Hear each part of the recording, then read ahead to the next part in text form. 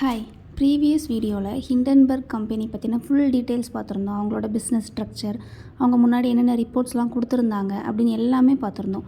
இந்த வீடியோவில் அதோட ஃபவுண்டரான நேத்தன் ஆண்டர்சன் அவரை பற்றி பார்க்கலாமா? சென்சேஷ்னல் ரிப்போர்ட்ஸை வெளிவிடக்கூடிய ஹிண்டன்பர்க் ரிசர்ச் கம்பெனியோட ஃபவுண்டர் நேத்தன் ஆண்டர்சன் அப்படிங்கிறத ப்ரீவியஸ் வீடியோவிலே நிறைய இடத்துல பார்த்துருந்தோம்.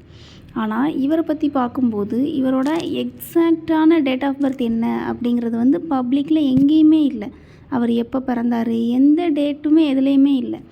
ஆனால் இவர் கனெக்டிகட் சிட்டியில் வளர்ந்ததாகவும் அங்கே ஆர்த்தடாக்ஸ் ஜூயிஷ் டே ஸ்கூல் அந்த ஸ்கூலில் படித்ததாகவும் சொல்லப்படுது. யார் சொல்கிறா அப்படிங்கிறத நான் பின்னாடி சொல்கிறேன். அப்படி சொல்லப்படுது.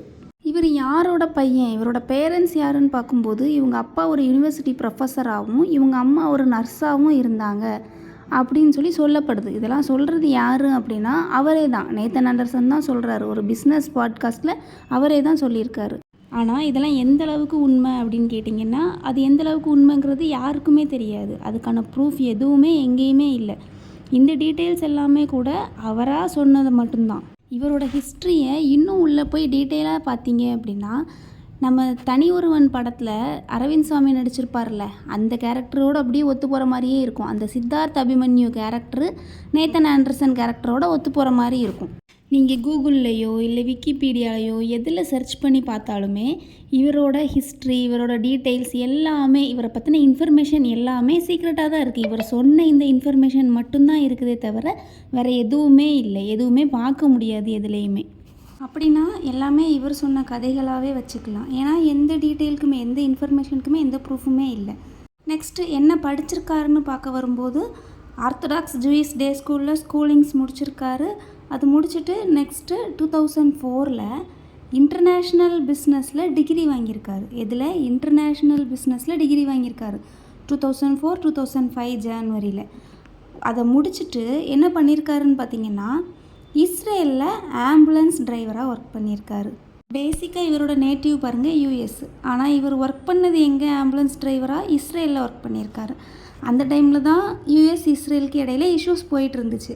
அந்த டைமில் இன்டர்நேஷ்னல் பிஸ்னஸ் எப்படி பண்ணுறதுன்னு சொல்லி டிகிரி வாங்கின ஒருத்தர் இஸ்ரேலில் யூஎஸ்லேருந்து இஸ்ரேலில் போய் ஆம்புலன்ஸ் டிரைவராக ஒர்க் பண்ணுவாரா அப்படிங்கிறது எந்தளவுக்கு சாத்தியங்கிறது தெரியல.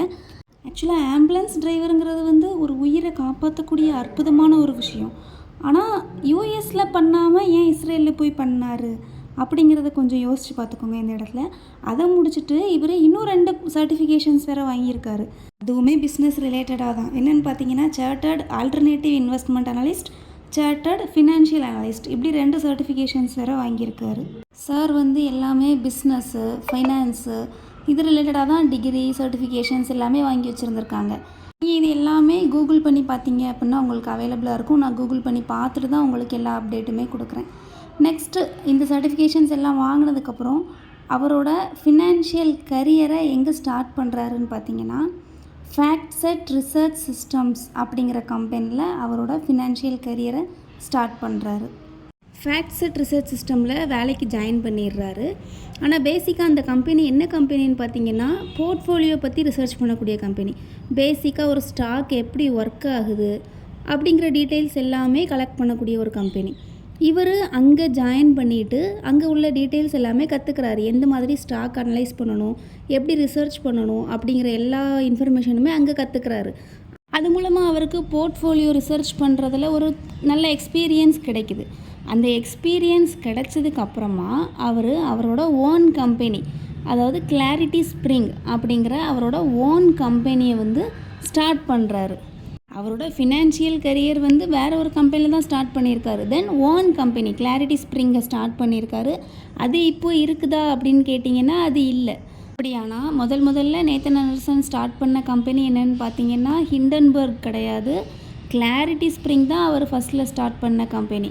இந்த கம்பெனியில் எந்த மாதிரியான ஒர்க்கு பெர்ஃபார்ம் பண்ணியிருக்காங்கன்னு பார்த்தீங்கன்னா ஹெட்ஜ் ஃபண்ட் இன்வெஸ்டிங்கை ஈஸியாக பண்ணுறதுக்காகவும் அந்த கம்பெனியை பற்றி நல்லா ரிசர்ச் பண்ணிவிட்டு அது மூலமாக மேனேஜர்ஸுக்கும் இன்வெஸ்டர்ஸுக்கும், மேனேஜர்ஸ்னால் யார், ஃபண்ட் மேனேஜர்ஸ்க்கும் இன்வெஸ்டர்ஸுக்கும் இடையில ஒரு டிரான்ஸ்பரன்சி இருக்கிற மாதிரி ஒரு பிளாட்ஃபார்மை க்ரியேட் பண்ணி கொடுத்துருக்காங்க. ஹெட்ஜ் ஃபண்ட் இன்வெஸ்டிங்னால் அவங்க எல்லாருக்குமே கண்டிப்பாக தெரிஞ்சிருக்கும். தெரியலை அப்படின்னா நீங்கள் கமெண்ட் பண்ணுங்கள், நான் உங்களுக்கு அது என்னென்னு டீட்டெயிலாக எக்ஸ்பிளைன் பண்ணுறேன். அந்த பிளாட்ஃபார்ம் வந்து பேசிக்காக இன்ஸ்டிடியூஷனல் குவாலிட்டி இன்சைட்டை அலோவ் பண்ணுற மாதிரி அவர் க்ரியேட் பண்ணுறாரு. அது மட்டும் இல்லாமல் ஹெட்ஜ் ஃபண்ட் ஸ்ட்ராட்டஜிஸ், அதாவது டாப் ஹெட்ஜ் ஃபண்ட் ஸ்ட்ராட்டஜிஸ்லாம் எந்த மாதிரி இருக்கும் அப்படிங்கிறத பப்ளிக்கு ப்ரொவைட் பண்ணுறாரு. பப்ளிக் மட்டும் இல்லாமல் இன்ஸ்டிடியூஷனுக்குமே ப்ரொவைட் பண்ணுற மாதிரி ஒரு பிளாட்ஃபார்ம் வந்து க்ரியேட் பண்ணி கொடுக்காரு அவரோட கிளாரிட்டி ஸ்ப்ரிங் அப்படிங்கிற கம்பெனி மூலமாக. அது பண்ணிகிட்டு இருக்கும்போதே ஹேரி மார்க்கோபோலஸ் அப்படிங்கிற ஒருத்தரால் இன்ஸ்பயர் ஆகிறாரு. ஆக்சுவலாக இந்த ஹேரி மார்க்கோபோலஸ் என்ன பண்ணிகிட்ருக்காருன்னு பார்த்தீங்கன்னா ஃபைனான்ஷியல் ஃப்ராட் இன்வெஸ்டிகேட்டர். அவருமே இந்த மாதிரி ஃபினான்ஸில் என்னென்ன ஃப்ராடு நடக்குது அப்படிங்கிறத இன்வெஸ்டிகேட் பண்ணுற ஒரு வேலையை தான் பண்ணிகிட்டு இருந்திருக்காரு ஹிண்டன்பர்க்குலாம் முன்னாடியே. அந்த காலத்து ஆளுன்னு சொல்லுவாங்கள்ல, அந்த மாதிரி அவர் ஃபினான்ஸ் ஃப்ராட் இன்வெஸ்டிகேஷன் பண்ணிகிட்டு இருந்திருக்காரு. அவர் என்ன பண்ணியிருக்காருனா பெர்னி மேடாஃப்ஸ் இன்வெஸ்ட்மெண்ட் ஸ்கேண்டல், அதை வந்து ஸ்கேமு அப்படின்னு சொல்லியிருக்காரு. இது வேறு ஒன்றும் இல்லை, பான்சி ஸ்கீம். இதை பற்றி நிறைய பேருக்கு தெரிஞ்சிருக்கும். இதை பற்றி தெரியலனா கூகுள் பண்ணி பாருங்கள். இல்லைனா இதுக்கான தனி வீடியோ வேணும் அப்படின்னா நீங்கள் கமெண்ட் பண்ணுங்கள், நான் அதுக்கு ஒரு நியூ வீடியோ மேக் பண்ணி போடுறேன்.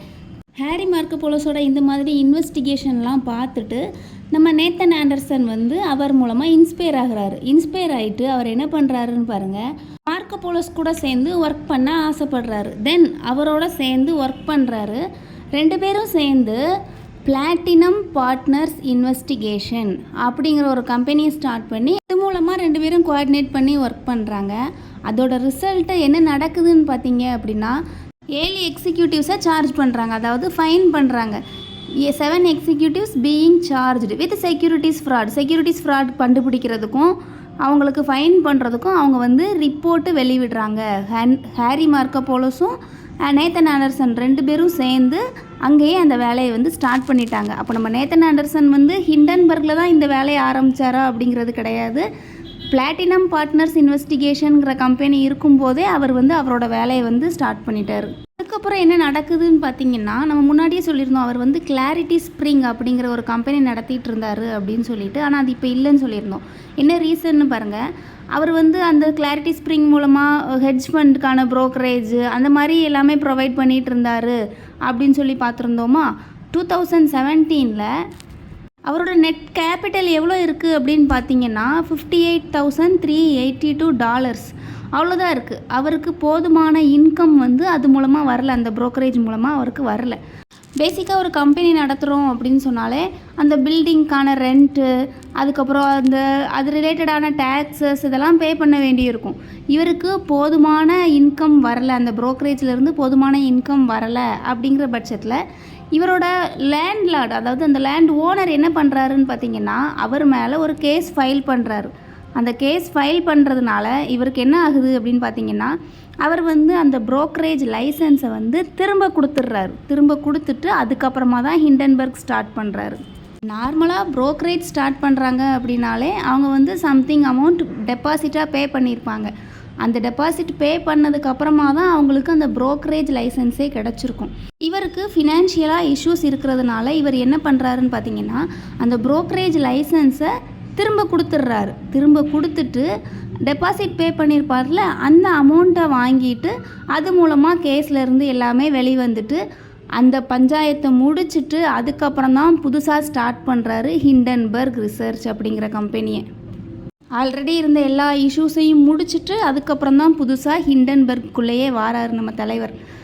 இதில் இன்னொரு விஷயம் நீங்கள் முக்கியமாக நோட் பண்ணீங்க அப்படின்னா நேத்தன் ஆண்டர்சனோட வெல்த் வந்து பப்ளிக்காக எங்கேயுமே இல்லை. அதாவது அவர் எவ்வளோ சொத்து வச்சுருக்காரு, என்ன போர்ட்ஃபோலியோ இருக்குது, என்னென்ன நெட்வொர்க் இருக்குது, எதுவுமே பப்ளிக்காக இல்லை. இன்னொன்று ஹிண்டன்பர்க் ரிசர்ச் கம்பெனியோட வெல்த்துமே எதுவுமே பப்ளிக்காக எங்கேயுமே சொல்லப்படலை. அதாவது அந்த கம்பெனியோட நெட்வொர்க் என்ன, நெட் ஒர்த் என்ன, அப்புறம் அவங்க என்னென்ன மாதிரி ஒர்க் பண்ணுறாங்க, இந்த மாதிரி எதுவுமே பப்ளிக்காக எங்கேயுமே இல்லை. ஆனால் அவங்க வந்து டாப் ஆஃபீஸர்ஸ் இருப்பாங்கல்ல, அவங்க ஹிண்டன்பர்க் கம்பெனியோட டாப் ஆஃபீஸர்ஸ், அவங்க மெம்பர்ஸ் இருப்பாங்கல்ல, அவங்களுக்குன்னு சர்டைன் செட் ஆஃப் ரூல்ஸ் வச்சுருக்காங்க. அந்த ரூல்ஸ் படி தான் அவங்க ஒர்க் பண்ணுறாங்க. அந்த ரூல்ஸ் எல்லாமுமே அவங்களுக்குள்ளே மட்டும்தான் தெரியுமே தவிர வேறு யாருக்குமே தெரியாது. பேசிக்காக எல்எல்சி எல்லாமே அப்படி தான் ஒர்க் பண்ணுவாங்க அப்படின்னு சொல்லிட்டு நம்ம முன்னாடியே பார்த்துருந்தோம். அவங்களுக்குன்னு ஒரு கான்ட்ராக்ட் இருக்கும். அந்த கான்ட்ராக்டு இன்டர்னலாக மட்டும்தான் அவங்களுக்கு தெரியுமே தவிர எக்ஸ்டர்னலாக அதை டிஸ்டர்பாக விட மாட்டாங்க அப்படின்னு சொல்லிட்டு. ஹிண்டன்பர்க்குமே எல்எல்சிங்கிறதுனால அவங்களுமே அது பேஸ் பண்ணி தான் ஒர்க் பண்ணுறாங்க. நெக்ஸ்ட்டு நம்ம அதானி என்டர்பிரைசஸோட சார்ட்டுக்கு வரலாம் பாருங்கள். இதில் பார்த்தீங்கன்னா 6 Jan 2023 இருந்த அதானி என்டர்பிரைஸோட ஸ்டாக் ப்ரைஸ் பாருங்கள் 3824 இருக்குது. அது ஒரு மாதத்தில் அவங்க ரிப்போர்ட் கொடுத்த ஒரே மாதத்தில் 1000க்கு கீழே வந்துடுச்சு. அகெயின் இப்போ தான் ரெக்கவர் ஆகி மேலே வந்துட்டுருக்காங்க. மறுபடியும் பீக்கில் போகும்போது இப்போ மறுபடியும் ரிப்போர்ட் கொடுத்துருக்காங்க. ரிப்போர்ட்டோட சொல்யூஷன் என்னவா வரப்போகுது அப்படிங்கிறத பொறுத்திருந்து பார்க்கலாம். ஆல்ரெடி ப்ரீவியஸாக ரிப்போர்ட் கொடுத்துருக்கும் போதே அதானி என்ன சொல்லியிருந்தாங்க அப்படின்னா, அவங்க மேலே நான் ஷூட் ஃபைல் பண்ண போகிறேன் அப்படின்னு சொல்லியிருந்தாங்க. என் மேலே தப்பான அலிகேஷன்ஸ் கொடுத்துருக்காங்க, அதனால் நான் அவங்க மேலே கேஸ் ஃபைல் பண்ண போகிறேன் அப்படின்னு சொல்லியிருந்தாங்க. ஆனால் அதோட அப்டேட்ஸ் என்ன அப்படிங்கிற எதுவுமே நம்ம எல்லாருமே மறந்துட்டோம். நமக்கு இருக்கிற மிகப்பெரிய வியாதியே மறதி. இன்றைக்கி ஹிண்டன்பர்க் அதானி என்டர்பிரைசஸ் மேலே ரிப்போர்ட் கொடுத்துருக்காங்க. அதனால் ஒரு 1 வீக்குக்கு அதை பற்றி பேசுவோம். நெக்ஸ்ட்டு ரிலையன்ஸ் மேலே ரிப்போர்ட் கொடுத்தாங்க அப்படின்னா நெக்ஸ்ட் 1 வீக் அதை பற்றி பேசுவோம். அதுக்கப்புறம் கோட்டக் பேங்க் அந்த மாதிரி ஏதாவது பேங்க் ஸ்டாக் மேலே ரிப்போர்ட் கொடுத்தாங்க அப்படின்னா தென் அதை பற்றி பேச ஆரம்பிச்சிருவோம். மக்கள் நாம் இப்படி மறந்து போகிற விஷயத்த அவங்களுக்கு சாதகமாக யூஸ் பண்ணிவிட்டு அதுக்கேற்ற மாதிரி அவங்க ஒர்க் பண்ணுறாங்க அப்படிங்கிறத ஈஸியாக புரிஞ்சுக்க முடியுது இதிலிருந்து. இதனால தான் சித்தார்த் அபிமன்யு கேரக்டர், தனி ஒருவன் படத்தில் வரக்கூடிய அரவிந்த் சுவாமியோட சித்தார்த் அபிமன்யு கேரக்டர் இந்த கேரக்டரோட ஒத்து போகுது அப்படிங்கிறத நான் சொல்லியிருந்தேன். நீங்கள் அதை பற்றி என்ன நினைக்கிறீங்க அப்படிங்கிறத கமெண்ட் பண்ணுங்கள். இன்னொரு முக்கியமான விஷயம் என்னென்னு பார்த்தீங்க அப்படின்னா, நான் சொன்ன மாதிரி அவங்க பீக்கில் இருக்கும்போது தான் ரிப்போர்ட் கொடுக்குறாங்க. அந்த ஸ்டாக் கீழே இருக்கும்போது அவங்க எந்த ரிப்போர்ட்டுமே கொடுக்கல. இப்போது கரண்ட்டாக மார்க்கெட்டில் அதானி என்டர்பிரைசஸ் பீக்கில் இருக்குது. அப்போது அதை பற்றின ரிப்போர்ட் கொடுத்தா ஈஸியாக ரீச் ஆயிடலாம் அப்படின்னு சொல்லிட்டு அதில் தான் ரிப்போர்ட் கொடுக்குறாங்க. ஹிண்டன்பர்க் ரிப்போர்ட் கொடுத்துருக்காங்க, ஃப்ளாஷ் நியூஸ் வந்திருக்கு, அதனால் மார்க்கெட் கிராஷ் ஆயிரும், மார்க்கெட் மேலே போயிடும், கீழே விழுந்துடும் அப்படின்லாம் பேனிக் ஆக வேண்டிய அவசியமே இல்லை.